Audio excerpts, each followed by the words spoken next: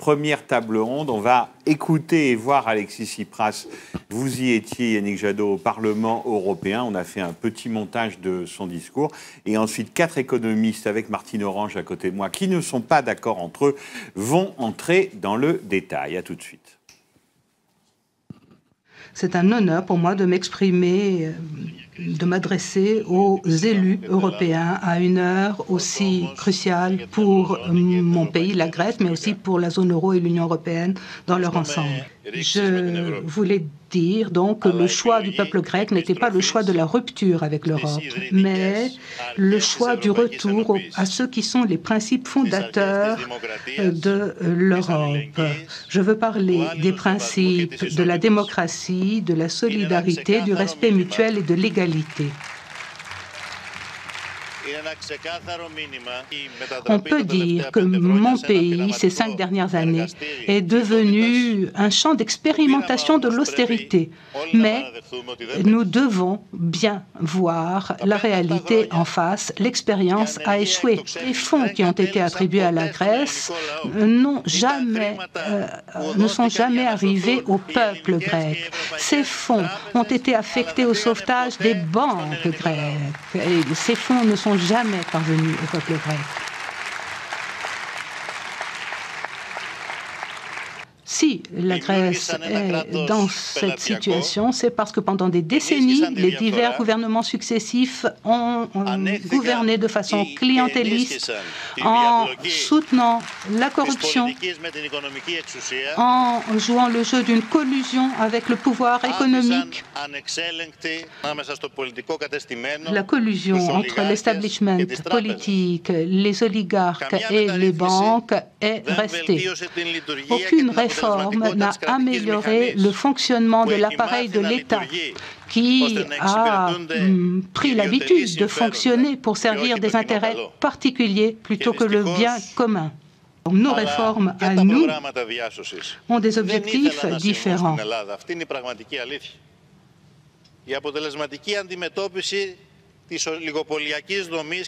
Nous voulons lutter contre le règne des oligarchies et des cartels, contre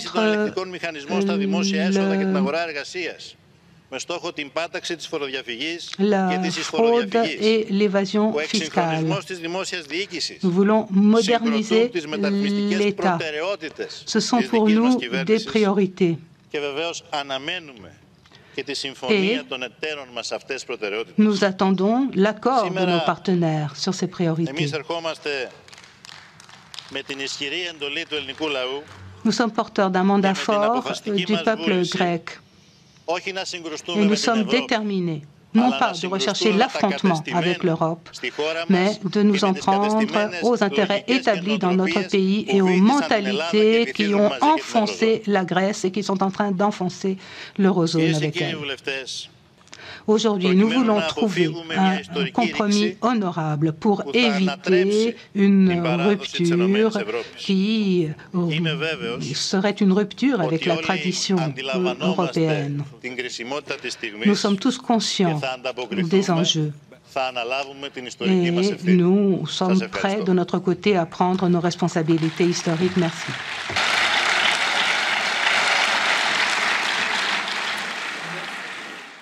C'était Alexis Tsipras, donc hier, devant le Parlement européen. Martine Orange m'a rejoint, spécialiste de l'économie à Mediapart. Elle a écrit récemment un article retentissant où elle décrivait comment la Banque Centrale Européenne, la BCE, selon elle, était en train d'étrangler et de faire plier la Grèce. Avec nous, 4 économistes donc pour parler de cette situation grecque. Le premier est grec, bonjour. Vous vous appelez Yannis Efstatopoulos. Vous êtes économiste, vous travaillez notamment pour l'Institut du travail grec et le Centre de recherche des syndicats. Xavier Timbaud, bonjour. Bonjour. Vous êtes économiste, membre de l'OFCE, et alors vous avez une position assez originale, puisque vous dites qu'il faudrait maintenir la Grèce dans la zone euro, mais il faudrait que son défaut de dette, en tout cas partielle, soit correctement organisé. Mais vous expliquerez ça beaucoup mieux que moi. Michel Husson, bonsoir. Vous êtes membre de l'Institut de recherche économique et sociale, membre d'Attaque et membre de la commission pour la vérité sur la dette publique dont on peut lire le pré-rapport. Il a déjà été publié sur Mediapart. Mediapart, je vous le rappelle, qui est en accès libre et complet jusqu'à minuit. Cédric Durand, bonjour. Bonjour. Vous êtes économiste, membre du collectif Les économistes atterrés. Vous êtes à l'université Paris 13 et vous avez écrit récemment un ouvrage qui s'intitule « Le capital fictif, comment la finance s'approprie notre avenir ». Ma première question, elle est peut-être pour vous. C'est vrai qu'on a du mal à s'imaginer, en fait, on a du mal à s'imaginer ce qui arrive à la Grèce depuis très longtemps, parce qu'en France, on ferait un abattement sur les retraites dans des proportions pareilles. Je me demande, et naturellement sur les salaires, je me demande vraiment ce qui se passerait. Mais en plus, là, les banques sont fermées maintenant depuis lundi. Nous sommes jeudi soir. On vient d'entendre la proposition de Syriza et d'Alexis Tsipras aux institutions européennes. Comment la vie économique d'un pays s'organise alors que les banques sont fermées depuis 5 jours? Donc, comme vous savez, il y a des restrictions en ce qui concerne le retrait d'argent pour les banques, et c'est un montant qui est de 60 € par jour. Donc, c'est vrai que la vie économique subit donc des problèmes, mais je pense que quand même la population a réagi avec assez de sang-froid face à cette mesure. Et je pense que ce sang-froid a été ressenti lors du référendum, c'est-à-dire la paralysie au niveau des banques n'a pas quand même eu une répercussion telle pour que le oui gagne ce référendum. Mais je voudrais juste faire un commentaire par rapport aux mesures qui ont été maintenant... C'était la seconde question, donc qui ont été annoncées. Si ces mesures de 13 milliards sont vraiment... il faut les examiner avec précaution, parce qu'il est encore très tôt.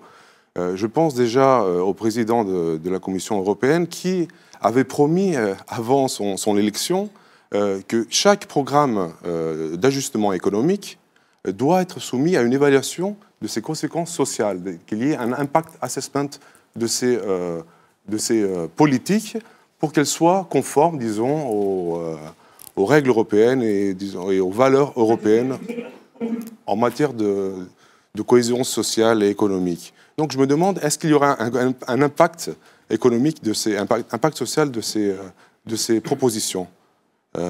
Et je pense que non. Donc on vit quand même une certaine hypocrisie. Un tour de table peut-être rapide, puisque vous avez tous entendu François Bonnet dire ce qu'on en sait. Hein. C'est encore relativement imprécis. Première réaction, Cédric Durand? Le cadre de l'accord qui se dessine est un accord catastrophique, mais qui s'inscrit dans la droite ligne de ce qui semble être ce que cherche à obtenir le gouvernement grec, c'est-à-dire échanger une victoire politique sur la question de la dette en acceptant de reculer sur les questions de réforme structurelle. Et ce deal, qui est effectivement dans le cadre du débat européen actuel une victoire, puisque ça change, ça permet d'ouvrir cette question-là, et en même temps catastrophique pour la population grecque et catastrophique même pour ce gouvernement à moyen terme. Des mesures d'austérité de cette ampleur-là, donc c'est davantage ce qui était évalué, proposé il y a 2 semaines. On connaissait le détail il y a 2 semaines, donc on sait que c'est la même chose, un peu en pire. C'est minimum 5% de PIB en moins dans les 18 mois qui viennent. Ça veut dire davantage de chômage, davantage de pauvreté. C'est quelque chose donc d'absolument catastrophique de ce point de vue-là. Donc la question qui se pose, c'est bien sûr la question de l'alternative, c'est-à-dire dimanche, qu'est-ce qu'on fait? Est-ce qu'on signe est-ce qu'on accepte ces 5% de chute de PIB? Est-ce qu'on accepte de voir finalement renier les 60% qui viennent de voter contre l'austérité?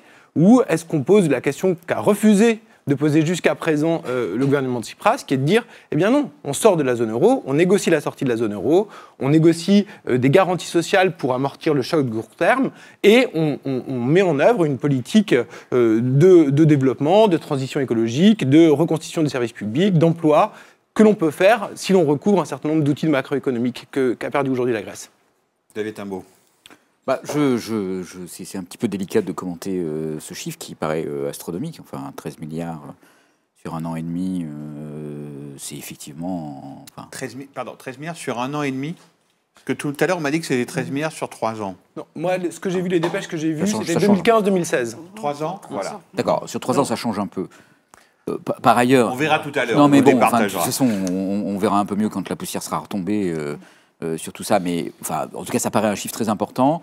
Il faudra voir s'il y a un package d'accompagnement de la Commission européenne, parce qu'il en était question qu'il y ait une utilisation, une espèce de Juncker Plan pour la Grèce. Il est question d'un plan d'aide humanitaire. Alors, mais même au-delà d'une aide humanitaire, éventuellement un plan d'investissement qui pourrait venir compenser en partie les effets austéritaires d'une telle mesure.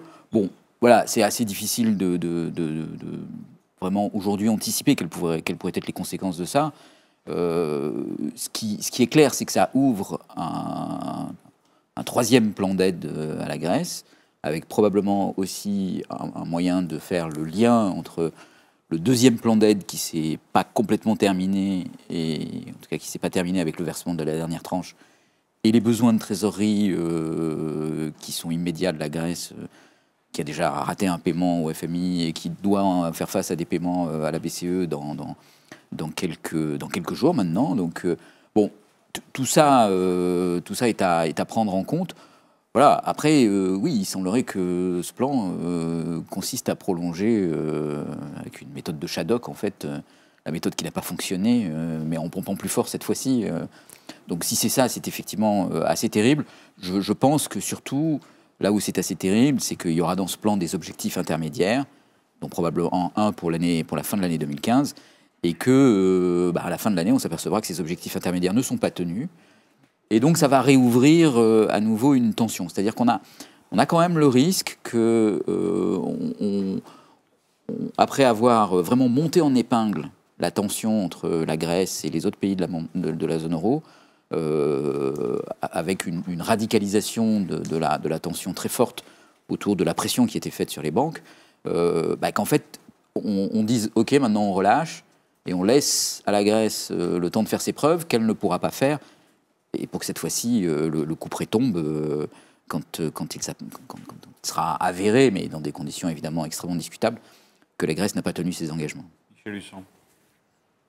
Oui, enfin, c'est compliqué d'en parler. Par exemple, il y avait aussi dans les tuyaux apparemment une demande de financement auprès du mécanisme européen de stabilité. Mais ce que je crois peut-être important, c'est de voir que l'horizon des négociations a changé. Jusque-là, les négociations portaient sur la dernière tranche jusqu'à la fameuse échéance du 30 juin. Hein, et les institutions refusaient, et le gouvernement ne voulait d'une certaine manière pas se placer dans la situation de négocier un troisième mémorandum. Et là, les positions de ce point de vue-là, au moins, ont changé. L'horizon a changé. Sur le fond, je suis d'accord, c'est-à-dire, on reviendra peut-être dans le débat, mais ce qu'il faut voir, c'est que les recettes qui ont été imposées depuis le premier accord, enfin le premier mémorandum en 2010, n'importe quel économiste bas de gamme dit ça ne peut pas fonctionner. Il faut s'interroger quel est le vrai projet derrière. C'est-à-dire, on fait des coupes budgétaires monstrueuses et on prétend que ça ne va pas casser la croissance, quoi. Donc c'est là-dessus, sur ce bilan, qu'il faut revenir, parce que, encore une fois, c'est strictement la même logique économique qu'on propose aujourd'hui aux Grecs. Juste pour faire un commentaire sur la question du projet.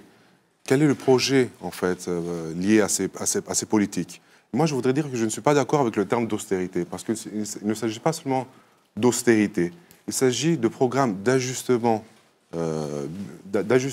structurel qui sont dans la lignée des programmes d'ajustement qui ont été appliqués dans les pays du tiers-monde. Et ça, il faut le dire.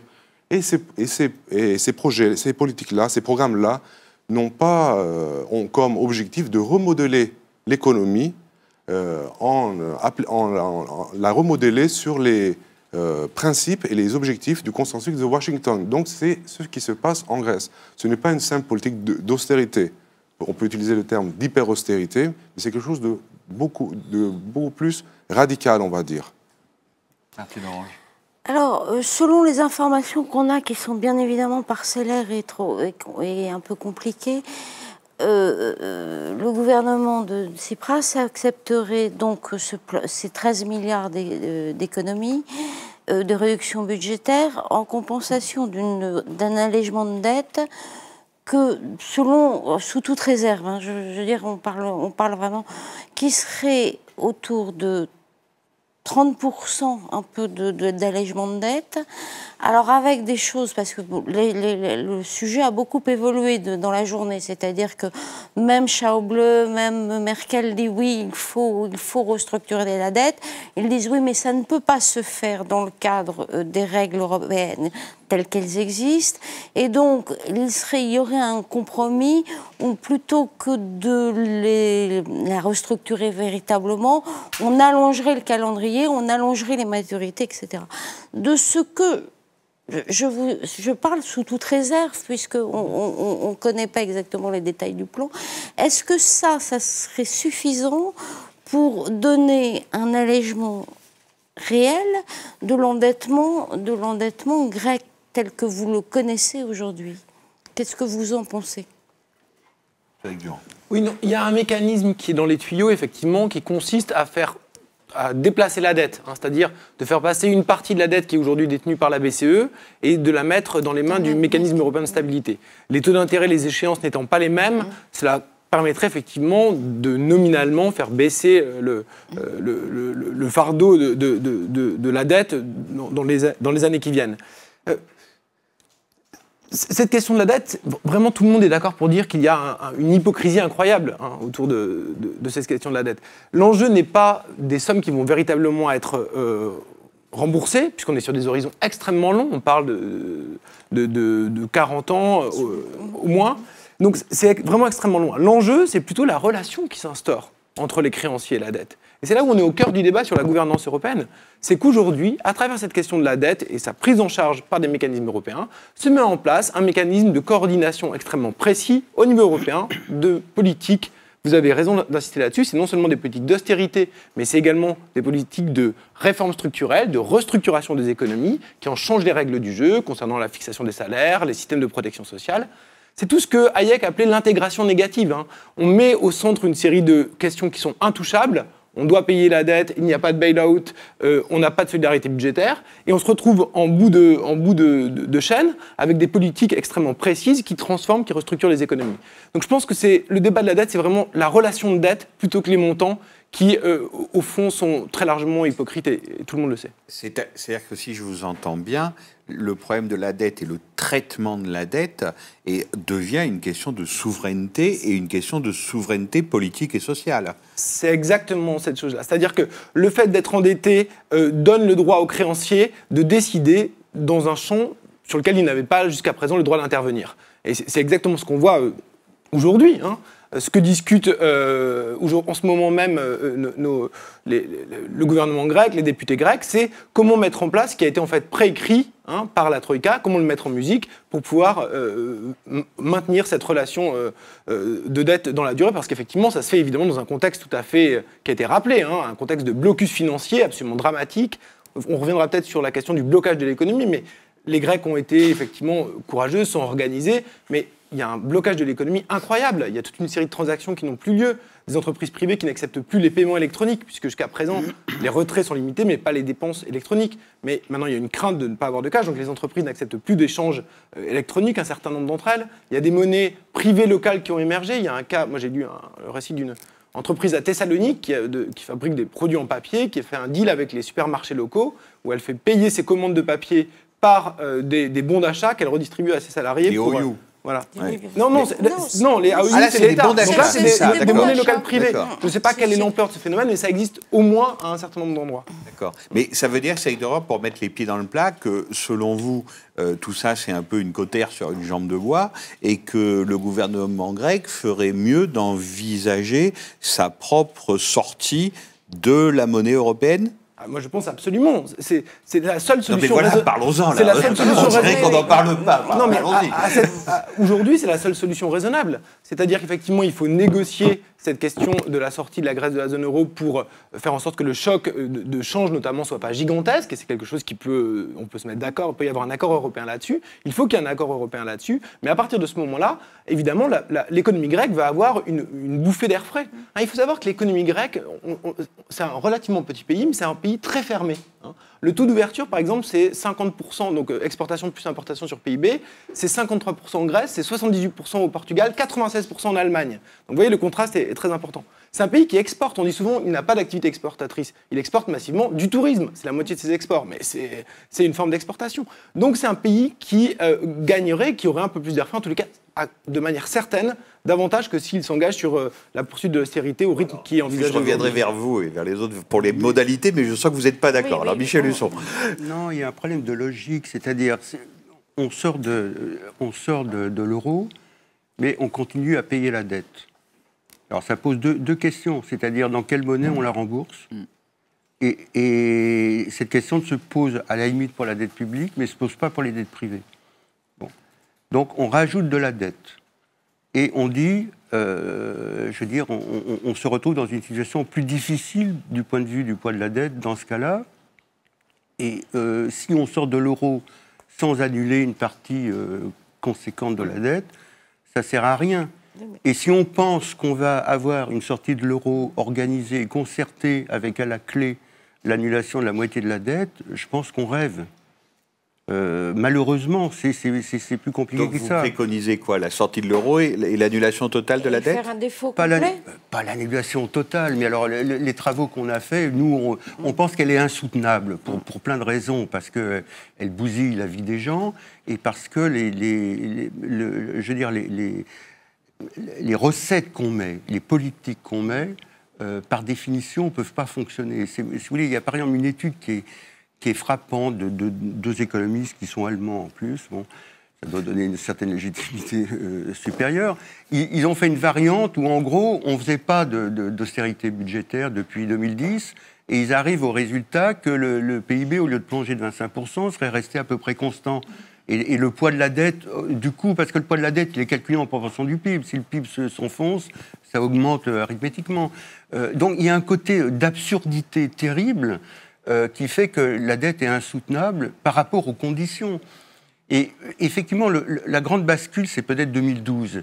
C'est quand la dette qui était détenue par des banques privées est passée, est devenue une dette publique, une dette d'institution publique. Et à partir de ce moment, effectivement, d'une certaine manière, les institutions publiques jouent le rôle des marchés financiers. C'est-à-dire, ils notent les pays et ils leur disent ce qu'il faut faire. Les marchés financiers, c'est beaucoup plus indirect, il faut les rassurer, il faut prendre les bonnes mesures, etc. Les institutions publiques, c'est plus direct. C'est-à-dire que la Grèce est sous tutelle depuis 2012.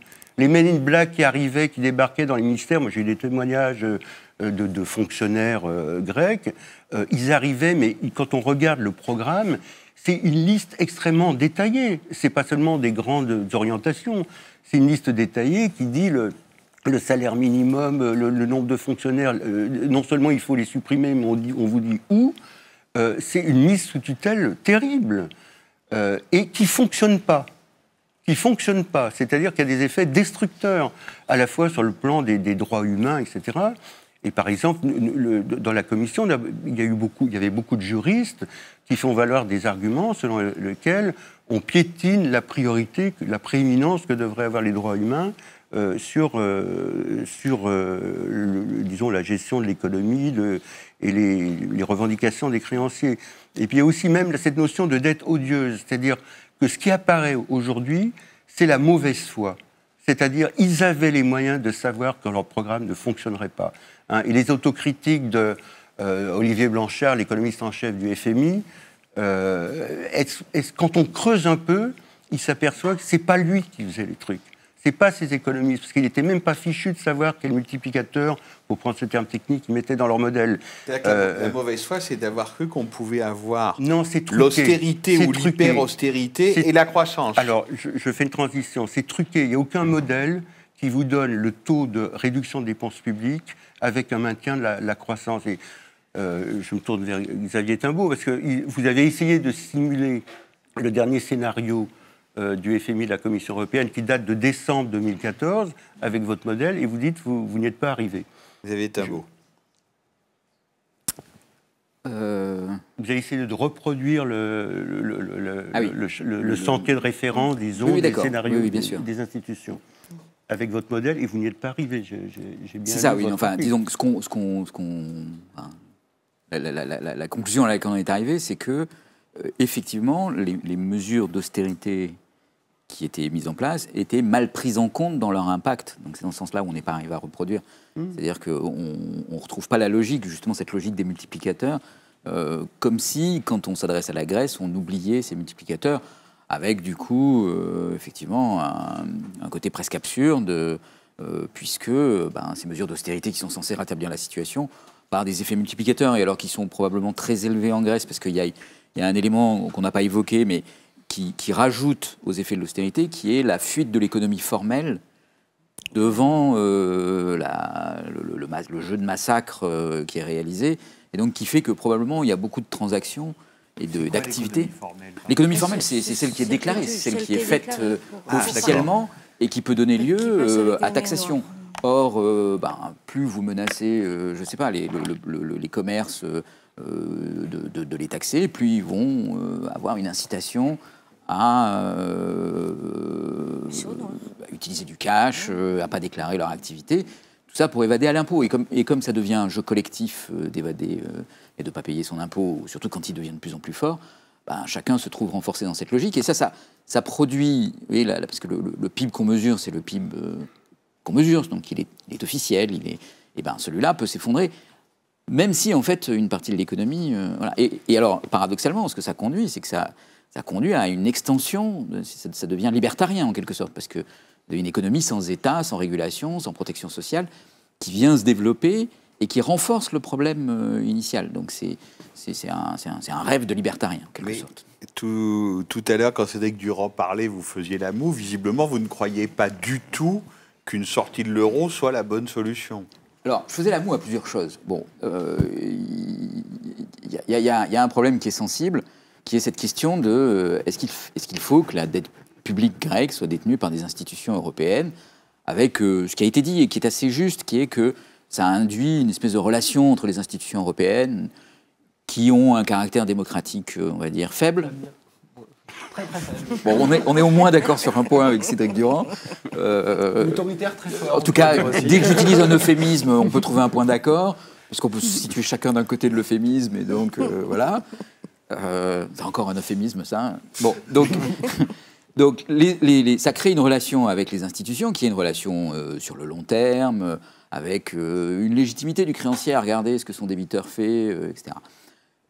De l'autre côté, il y a un effort des créanciers qui, quand même, réduisent le poids de la dette. Alors, Angela Merkel ne veut pas qu'on fasse apparaître facialement une réduction de la dette. Par contre, allonger les maturités, maintenir des taux d'intérêt bas pendant un temps très très long, parce que c'est ce que ça veut dire aussi, allonger les maturités, repousser les remboursements, donc faire automatiquement ce qu'on appelle le rollover de la dette, le refinancement de la dette.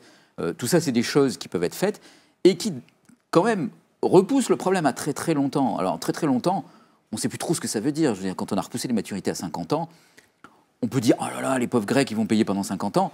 On peut dire aussi, en fait, on n'en parle pas pendant 50 ans, et puis dans 50 ans, on verra ce qu'on fait. Dans 50 ans, on sera peut-être tous morts, et le problème aura disparu de lui-même, ou... voilà, donc c'est un peu mettre la poussière sur le tapis, c'est jamais très glorieux de le faire, mais voilà. Alors, donc c'est ambigu, parce que d'un côté, les institutions peuvent mettre leur nez et peuvent continuer à mettre leur nez et à exiger un certain nombre de choses, puis de l'autre côté, en fait, elles aident quand même, même si elles ont du mal à le dire, parce qu'elles ne veulent pas le dire qu'elles aident, mais quand même, elles aident. Ça, c'est un premier point. Un deuxième point, il y avait dans l'accord qui était sur la table le 26 juin, juste avant le référendum, une petite phrase qui, malgré tout, n'est pas si anodine que ça, et qui disait « Voilà un plan, et le gouvernement grec a la possibilité de substituer à chacune des mesures dont il démontrera qu'elles sont équivalentes. » Alors ça, c'est assez important, parce que ça réouvre une possibilité de souveraineté. C'est-à-dire que... et c'est quelque chose qui n'était pas du tout vrai dans le premier plan d'aide et dans le deuxième plan d'aide, où là, effectivement, il y avait des catalogues de mesures avec des tableaux qui étaient réalisés par la... Ils ont raturé en rouge les mesures proposées. Mais alors ça, c'était notamment les 24% sur les entreprises, sur les profits des grandes entreprises. Non, mais oui, non, mais vous avez raison. Mais alors je vais vous expliquer pourquoi la rature. Alors, ils avaient le choix des mesures ou ils n'avaient pas le choix des mesures? Alors, non, il faut lire. Alors après, il faut interpréter. Donc, ce qui va se passer sera différent de ce que je vais dire, c'est sûr. Mais d'abord, cette phrase, elle a été rajoutée après le coup des ratures rouges, qui ont fait un traumatisme. et qui ont été assez habilement utilisés pour dire, regardez, ils nous renvoient la copie comme si c'était une copie d'écolier. Et donc... Il faut admettre que c'était pas très habile politiquement. C'était très maladroit politiquement. D'ailleurs... Mais à ce moment-là, enfin, parce qu'il y a un personnage dans cette histoire qui est le négociateur du FMI, qui est assez décrié, y compris du côté européen. Il a été un peu étrillé à ce moment-là, d'où cette petite phrase. Alors, cette petite phrase, elle contient une nuance qui est extrêmement importante, dont le gouvernement grec aura démontré qu'elles étaient équivalentes. Il ne suffit pas de dire « j'ai des mesures qui sont équivalentes ». Je les ai décidées dans mon Parlement, on est d'accord, tac, tac, je change. Il faudra qu'il aille présenter son cas devant les technocrates pour leur dire, on a fait des simulations, on a des modèles, on a des etc. Et donc ça marche. Alors ça n'empêchera pas, par exemple, qu'ils disent, oui, mais vous mettez des impôts sur les entreprises, la base fiscale va partir, donc du coup ça ne fera pas d'impôts. Bon, c'est un raisonnement qui peut se tenir. Et donc ils peuvent dire, c'est pas équivalent, parce que vous nous racontez des histoires, ça ne marchera pas votre truc, donc on le refuse. Donc il y a quand même une possibilité de refus. Mais il y a aussi une possibilité de dialogue qui peut s'amorcer. Dernier point avec lequel je n'étais pas d'accord avec Cédric Durand, on va probablement en reparler, c'est jusqu'à maintenant, les Grecs n'ont pas exprimé le désir de sortir de l'euro. Et je pense même qu'ils ont assez fortement exprimé la volonté de rester dans l'euro. Et je pense que même l'acceptation aujourd'hui du plan dans la situation actuelle, alors que, si j'en crois les articles qu'écrit Martine et que je lis, alors que Schäuble leur a proposé combien de zéros il voulait sur le chèque pour sortir. C'est-à-dire que Schäuble, le ministre des Finances allemand, leur a demandé combien vous voulez pour sortir. Ça m'a beaucoup marqué, cette information. Mais on le sait, ça, c'est sûr. C'est la confession de l'insider qui raconte effectivement... raconté par Christian Salmon sur Mediapart. Par une fantastique ironie de l'histoire, finalement, Cédric Durand et Schäuble sont d'accord. C'est ironie, hein, c'est ironique. Non, mais c'est ironique. Alors, juste, je termine. Et je pense que les Grecs ne veulent pas. Et alors, je peux me tromper, peut-être qu'ils vont changer d'avis, etc.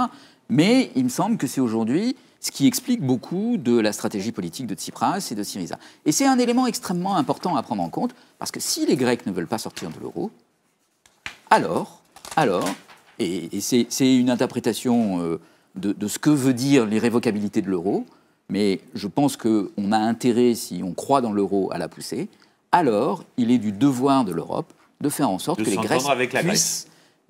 les Grecs puissent utiliser l'euro.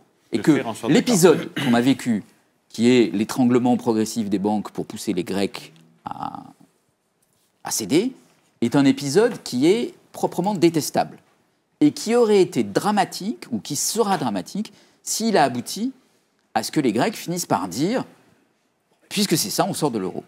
Et ça, je pense que sur ce que signifie l'euro, ce qui signifie l'euro pour les gens qui l'utilisent, pour les Grecs qui n'ont pas voté Syriza, pour chacun d'entre nous qui ont pris à la lettre l'irrévocabilité de l'euro et qui ont construit toute leur vie sur cette idée de l'irrévocabilité de l'euro, je pense que c'est une chose qui dépasse les disputes qu'il peut y avoir au Conseil européen sur la politique économique ou sur le niveau de dette publique d'un pays. Ça doit dépasser ça. Mais c'est-à-dire que je suis un idéaliste. Non, mais vous êtes d'accord avec Martine Orange, c'est-à-dire que vous estimez que l'Europe, par son bras armé, la BCE, s'est conduite de façon odieuse, vous venez de le dire avec les Grecs, a voulu les étrangler, les obliger à voter oui. Ils ont voté non, tout en votant pour leur attachement à l'euro. Oui. C'est l'interprétation que j'en fais. D'accord, j'ai bien compris. Puisqu'on parle de cet accord avec les ratures en rouge, juste décrire ce qui s'est passé, pour que les gens comprennent vraiment ce qui s'est passé. À la dernière minute, il y a eu des amendements au texte qui étaient négociés entre les deux parties, et ces amendements, ils étaient très précis. C'était toutes les mesures pour mettre des impôts sur les grandes entreprises ont été enlevées. Et il faut noter que les marges de profit des entreprises grecques, des grandes entreprises, elles ont augmenté durant la crise. La seconde chose, c'est baisser les retraites. Et vous savez que les retraites, c'est quelque chose de très important en Grèce, vu qu'il n'y a pas de revenu minimum garanti. Il y a des familles entières qui vivent d'une retraite. Les statistiques nous montrent que presque 40% de la population vit près du seuil de pauvreté. La troisième mesure, c'était les institutions européennes, la Troïka, a rejeté le rétablissement des conventions collectives. il n'y a pas de négociation collective en ce moment en Grèce. Et il y avait une promesse du gouvernement, c'était de rétablir progressivement le salaire minimum. Alors, il y a eu des interventions de ce genre quelques jours, et il y a eu un ultimatum sur ce texte. Vous comprenez que ceci a conduit au référendum. Et en plus, il n'y avait aucune référence pour la question de la dette, et aucune référence, aucune promesse vraiment crédible pour la question de l'investissement. Mais permettez-moi de répondre à la question que vous avez posée sur la question de la dette, parce qu'on parle en fait de la soutenabilité de la dette. Il y a une avancée importante avec l'analyse, le DSA, l'analyse de soutenabilité de la dette du FMI, qui reconnaît que cette dette n'est pas soutenable et qu'il faut un allongement des maturités ou même une annulation du capital de l'ordre de 30%. Mais je pense qu'il faut parler de la dette et du concept de soutenabilité de la dette. Parce qu'une dette, comme elle est appréhendée aujourd'hui dans la discussion publique, elle peut être soutenable si on ferme toutes les écoles publiques, si on ferme tous les hôpitaux, si on divise par 5 les retraites, on peut avoir une dette tout à fait soutenable. Et donc, peut-être on rejoint aussi ici le concept de dette odieuse. Moi, je voudrais parler de la soutenabilité sociale de la dette, qui est primordiale. Et on rejoint les travaux de divers économistes, je pense à des économistes français de l'Université de Bordeaux, qui sont, je crois que certains sont membres aussi des économistes intérêts, qui ont travaillé sur la soutenabilité sociale de la dette en disant qu'il faut juger, évaluer la dette par rapport à des indicateurs sociaux. Et je pense qu'il faut vraiment insister sur ce concept-là. Est-ce que vous considérez-vous que donc, la Grèce a raison de ne pas vouloir sortir de l'euro? En ce moment, il est vrai que les sondages montrent que les Grecs ne veulent pas sortir de l'euro. La question de l'appartenance de la Grèce à l'euro n'est pas simplement une question économique. C'est aussi une question qui a des dimensions géopolitiques et géostratégiques. Comme vous savez, l'environnement de la Méditerranée du Sud-Est, c'est un environnement incertain, avec beaucoup de problèmes et de rivalités. Ce que les Grecs veulent, c'est une solution juste dans le cadre de l'euro. Donc une solution juste, ça veut dire une solution, un ajustement budgétaire et qui permette, qui soit juste, c'est-à-dire enfin imposer les classes aisées, les classes qui ont sorti leur argent de la Grèce, les grandes entreprises qui ne sont pas imposées en Grèce. Et donc, à mon avis, c'est ça que les Grecs veulent, désirent. Mais je serais d'accord avec le commentaire qui a été fait dans le plateau précédent par la chercheuse Aurélia Mepp, qui dit qu'il ne faut pas avoir de tabou. Il faut vraiment voir toutes les possibilités. Et si on voit que du côté des institutions européennes, il y a une intransigeance absolue, je pense qu'il est tout à fait légitime et peut-être désirable de voir s'il y a une autre solution en dehors de l'euro, mais sous certaines conditions. Et je pense vraiment à une sortie à l'amiable qui permette justement de ne pas avoir le chaos en Grèce. C'est possible une sortie à l'amiable, Frédéric Durand? Oui, moi je pense que c'est possible, puisque effectivement il y a un désaccord majeur, ou il pourrait y avoir un désaccord majeur entre l'orientation défendue par le gouvernement de Tsipras et le projet d'Europe qui est aujourd'hui dirigé par la droite, avec ce que j'appelle l'extrême centre, c'est-à-dire, si vous voulez, le centre-gauche et le centre-droit, qui sont dans une grande coalition permanente, dans lesquelles il n'y a aucun débat de fond qui est possible, et qui gouvernent de manière constante l'Europe depuis maintenant une longue période. Non, mais j'allais en venir à vous, parce que... J'ai bien vu ce petit regard. Non, mais cette question... Ça ne m'impressionne pas. Je ne veux absolument pas vous impressionner. Là n'est pas du tout l'enjeu. Non, mais cette question de l'extrême centre, elle est importante. Elle est importante parce qu'elle a très directement à voir avec la question et de la position de Schäuble et de la possibilité de la sortie de l'euro. Alors la première chose, c'est sur la légitimité de la sortie de l'euro. Vous m'avez dit, le peuple grec, il ne veut pas sortir de l'euro. Je ne pense pas qu'on ait dit au peuple grec, voilà, vous avez le choix entre sortir de l'euro ou alors accepter un troisième memorandum qui va vous faire chuter votre PIB d'au moins 5% dans la période qui vient. Je pense que cette question n'a pas été posée. Et je pense que si elle a été posée, les choses seraient... En tous les cas, il y aurait un débat qui permettrait de trancher. Mais je pense qu'il faudrait le poser en ces termes, mais ça n'a pas eu lieu à ma connaissance. Au contraire, ce qu'on entend répéter ad vitam aeternam, ad nauseam même, c'est que la sortie de l'euro est une catastrophe, que c'est la fin du monde. Bon. Donc là, je pense qu'il y a un premier point qui est important sur la légitimité. Deuxième point, sur le fond, c'est-à-dire le caractère soutenable de la sortie de l'euro. Vous n'avez visiblement pas de désaccord majeur, et je trouve que c'est effectivement un point important d'acter le fait que c'est quelque chose de possible. En tout cas, vous n'avez pas vous ne sembliez pas être en désaccord avec l'idée qu'il y aurait une possibilité de rebond de l'économie grecque, de reconstruire l'économie grecque encore en dehors de la zone euro. Et je pense qu'effectivement, c'est important de rappeler cette chose-là qui est assez importante. Troisième point, Schäuble. Puisque Schäuble, effectivement, c'est très intéressant. Schäuble est pour que la Grèce sorte de la zone euro, et moi aussi, je suis pour que la Grèce sorte de la zone euro. Donc voilà, je suis le meilleur ami de Schäuble. Mais non, voyons précisément... Un allié objectif, en tout cas. Voyons précisément de quoi il s'agit.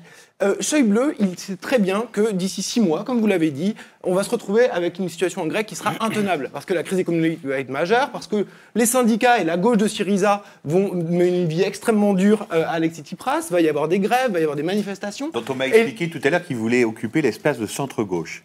Et j'ai trouvé ça très intéressant. Voilà, en gros, Tsipras se décale au centre et il risque de souffrir du mot généralisé de la social-démocratie à moyen terme, qui est celui de la pasokisation. Le rythme est différent selon les pays, mais dès lors que les partis sociaux-démocrates font la même politique que la droite, et ben petit à petit, ils gagnent une fois une élection, puis ils perdent leur base sociale. C'est une tendance de long terme. Donc, il sait très bien, Schäuble, qu'un troisième mémorandum ne sera pas soutenable, et que ça va de nouveau être une crise grecque qui va rebondir sans cesse. Il veut en finir avec ça. Bon.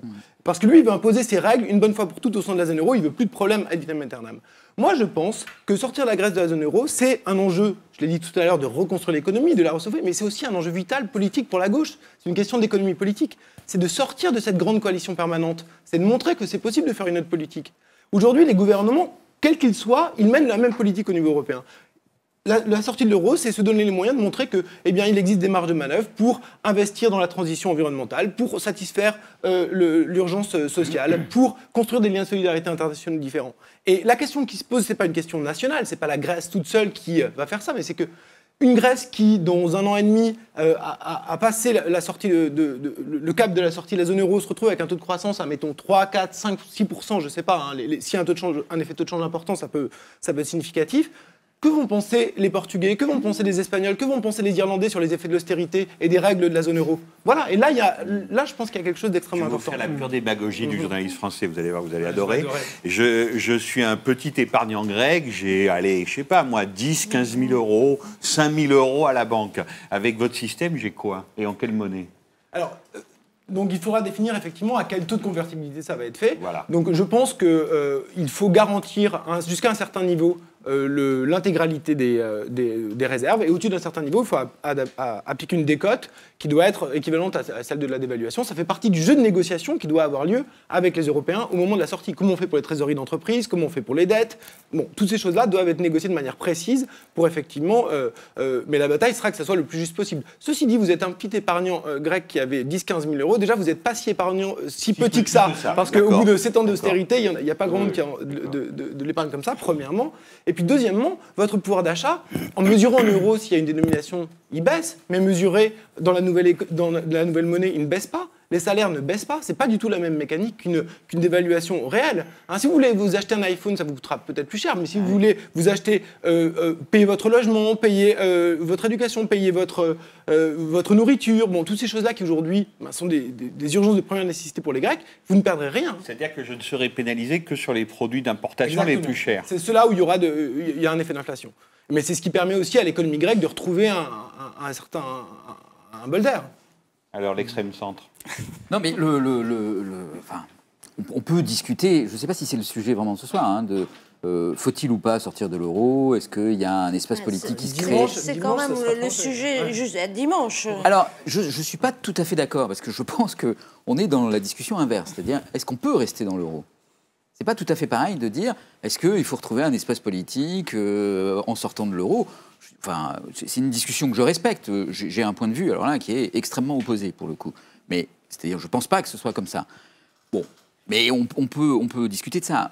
Moi, ce que je voudrais plutôt discuter, c'est comment on fait, en restant dans l'euro, ce qui me semble être ce que les Grecs aujourd'hui veulent, pas forcément à toutes les conditions, et donc, pourquoi pas garder cette option-là en tête, et ça, de toute façon, il faut la garder en tête, mais il faut être raisonnable sur ce que veut dire la démocratie et ce que veulent les gens, parce que c'est quand même de ça que ça doit partir.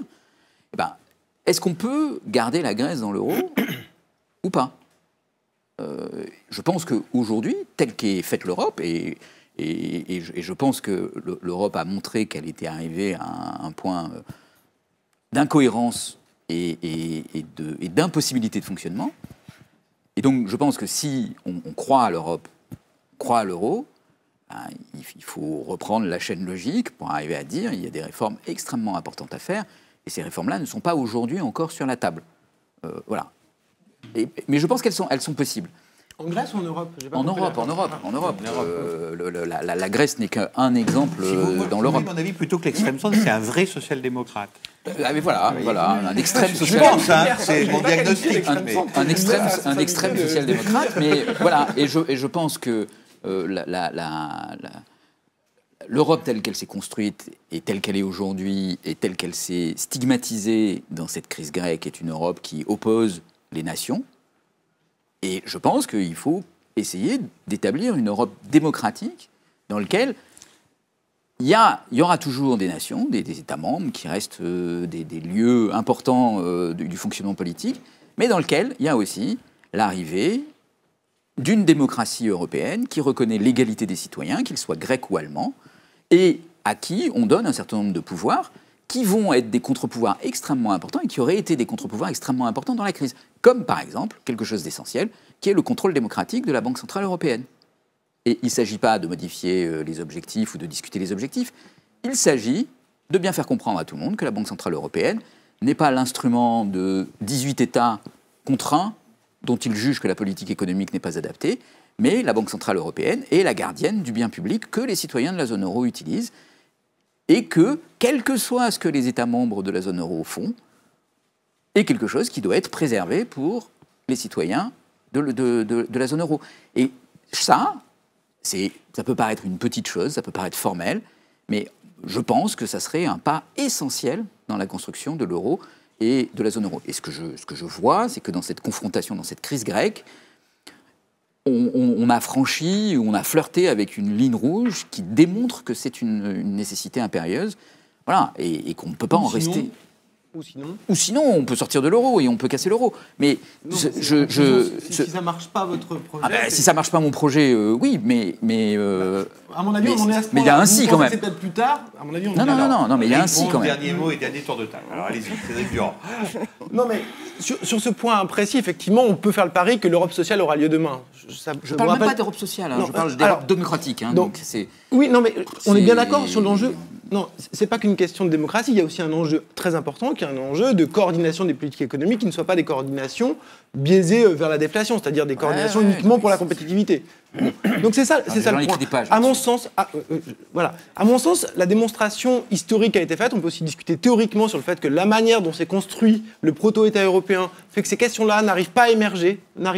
Pourquoi ? Parce qu'il n'y a pas de force sociale européenne qui arrive à émerger. Et pourquoi il n'y a pas de force sociale européenne ? Parce que c'est les questions qui intéressent les mouvements sociaux, les syndicats, ne sont pas posées en tant que telles au niveau européen. Je rappelle que les 4 compétences exclusives de l'Union européenne, c'est la pêche, mais sinon c'est la concurrence, la monnaie et le commerce.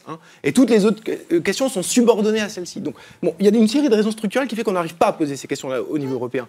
Ce qui fait qu'aujourd'hui, poser la question européenne d'une autre Europe, c'est poser la question en s'affrontant à l'Europe telle qu'elle existe, et y compris en prenant le risque de s'en séparer sur des institutions clés. Et je pense que c'est vraiment ça l'enjeu, le dilemme face auquel se trouve aujourd'hui le gouvernement Syriza. Et je crains vraiment que la catastrophe qui s'annonce s'ils acceptent ce mémorandum soit de nouveau une chape de plomb de long terme pour la gauche européenne. Michel Husson. Oui, non, la question qu'on peut se poser, c'est est-ce que la Grèce n'est pas d'une certaine manière déjà sortie de l'euro ? C'est-à-dire qu'elle a plus de liquidité, plus de monnaie, d'une certaine manière. C'est une semi-expulsion. Et en fait, je pense qu'il faut dissocier les deux questions. Je ne comprends même pas la logique qui consiste à les lier. Il y a d'un côté le poids de la dette qu'on doit rembourser, qui empêche de faire autre chose. Parce que comme il faut faire rouler la dette, c'est les institutions qui décident à quelles conditions on peut le faire. Donc ça pèse. Et ce qu'il faut voir, c'est le truc dramatique, c'est que ça empêche durablement à la Grèce de reconstruire un modèle de développement. Elle ne peut plus investir, en fait. Il n'y a plus d'investissement public. Donc on rembourse et on coupe les dépenses publiques avant de pouvoir même imaginer un redémarrage fondé sur l'investissement public. Donc le truc rationnel, ça serait de dire, pendant 3 ans, c'est l'idée de Strauss-Kahn d'ailleurs, pour une fois, il y a d'autres convergences curieuses. L'idée de Strauss-Kahn, c'est de dire, pendant 2 ans, on ne demande plus aucun remboursement à la Grèce. Bon, mais en contrepartie, elle sera obligée d'équilibrer son budget. Bon. C'est ça qui devrait... mais en face de nous, on a des fanatiques. C'est-à-dire, quand on regarde les hypothèses des économistes les plus cinglés qui justifient, bon, c'est pas eux qui décident, mais qui justifient les trucs, on a des hypothèses aberrantes selon lesquelles, par exemple, la Grèce aurait pu faire des gains de productivité monstrueux parce qu'on avait flexibilisé le marché du travail. Effectivement, il y a plus la Grèce est mieux notée que l'Allemagne du point de vue de la flexibilité du marché du travail. Et dans la logique infernale, ça suffisait à dégager des gains de productivité monstrueux qui allaient soutenir la croissance. C'est ces modèles qui sont aberrants, qui sont derrière. Il y a une espèce de forme de fanatisme qui est mis au service de ces politiques-là. Et moi, je considère que la vraie question, c'est qu'il n'y a pas de solution tranquille. L'idée d'une sortie cool de l'euro, ça me semble complètement absurde, parce que tu n'as pas répondu à la question. Il y a 320 milliards, comment on les rembourse ? Non, tu n'as pas répondu à la question. Non, mais je l'ai répondu rapidement. Bon. Bien évidemment qu'il n'y a pas de sortie de l'euro possible avec un remboursement intégral des dettes. Ça ne se pose même pas, c'est une évidence. Et alors, tu sors de l'euro, tu dis je ne vous paye plus, mais on va négocier un soutien à ma monnaie. Bon, voilà, ça ne tient pas la route. Ça fait partie du jeu des négociations. Je trouve que c'est irresponsable de dire il y a une sortie tranquille de l'euro. C'est irresponsable. Politiquement, c'est mensonger par rapport aux vraies options. Non, mais c'est une option. Aujourd'hui, il n'y a pas de. C'est l'option en dernière instance, si vraiment rien d'autre n'est possible. C'est maintenant la dernière instance, c'est ce week-end la dernière instance. C'est pas accepter qu'un gouvernement de gauche radicale accepte 5% d'austérité, un chômage de masse et l'appauvrissement. Tsipras, il incarne aujourd'hui un espoir pour l'ensemble de la gauche européenne. Il ne peut pas mener la politique de la droite européenne. Ça, c'est la défaite assurée. Ça se pose maintenant. C'est pas un débat plus tard. Mais à ce moment, si tu veux, l'option qui aurait dû être prise depuis le début, c'est une option un peu comme ont fait les Argentins en 2001, c'est de dire on ne paye plus, on ne peut plus payer, on ne paye plus et on renégocie. Et, bon, alors après, il y a un problème de liquidité, etc. Et ça pose le problème de la monnaie parallèle. La monnaie parallèle, c'est pas la sortie de l'euro, c'est quelque chose qui est en tension. Parce que tu ne te jettes pas dans le gouffre. C'est ce que tu proposes, toi, comme solution. Yannis Sassatopoulos, dernier mot pour vous. Si. Où se trouve-t-on ? Un pays qui a vécu une récession sans précédent en temps de paix. Ça, il faut le dire. On a un chômage de 30%. Le chômage des jeunes, entre 50 et 60%. C'est presque 38% de la population est au seuil de pauvreté. Et on parle en ce moment de faire payer une dette qui n'est pas soutenable, qui est reconnue par le FMI comme non soutenable à cette population. C'est un moment très critique pour la population grecque et je pense aussi pour l'Union européenne et ses valeurs fondatrices. Il y a un fanatisme du côté des institutions européennes parce qu'il y a le but de créer un modèle de croissance en Grèce, de croissance par dégradation. Dégradation du droit du travail, dégradation de l'état social, dégradation de l'environnement aussi, beaucoup de projets qui allaient contre l'environnement, dégradation territoriale, contre la cohésion territoriale. Et ce modèle-là va, je pense, à l'encontre donc des valeurs fondatrices de l'Union européenne. Il faut vraiment trouver des solutions pour que la Grèce reste dans l'euro et reste d'une manière viable. Et je pense à la proposition qui a été formulée par 3 économistes français, Gabriel Collettis, Jean-Philippe Robet et Jean-Robert Salé, qui parlent de lier la dette avec la reconstruction productive du pays. C'est-à-dire convertir la dette en capital qui servira à faire des investissements pour reconstruire la base productive des pays et permettre justement le développement économique et social de la Grèce. Transformer une dette en capital. Il y a une proposition qui a été décrite dans la discussion publique pour justement... Oui, non, mais le problème, c'est qu'il faut vendre une partie du pays, concrètement. Parce que le capital, il n'est pas là disponible pour pouvoir être réinvesti. C'est simplement qu'il faudrait amener du capital qui, du coup, soit investi, mais c'est vendre une partie du pays. Donc, ça pose un problème. Je pense qu'il y a beaucoup de possibilités d'éviter une sortie de la Grèce de l'euro et en même temps de trouver une solution juste pour tout le monde. Merci beaucoup à tous les 4 et merci à Martine de m'avoir accompagné pendant ce second débat. Je vous rappelle juste que 6 mois d'abonnement à Mediapart, profitez-en jusqu'à minuit, c'est 20 €. C'était le dernier live. Ah ben oui, pensez, nous on est pour l'investissement. Vous voyez. La croissance. C'était le dernier live de la saison. Je ne sais même plus combien il y en a eu, mais il y en a eu beaucoup. Et nous avions prévu que enfin, ça soit Edoui qui ait le dernier mot, et il est là-bas. Mieux savoir, mieux comprendre pour mieux résister. Résister à la fatalité, à l'humiliation, à l'oppression, à la servitude. C'est ce que Mediapart vous a proposé ce soir, qu'il s'agisse des questions migratoires, des questions de surveillance ou de la Grèce. Nous sommes entêtés à Mediapart. Il y a un peu plus de 3 ans, le 22 mai 2012 exact,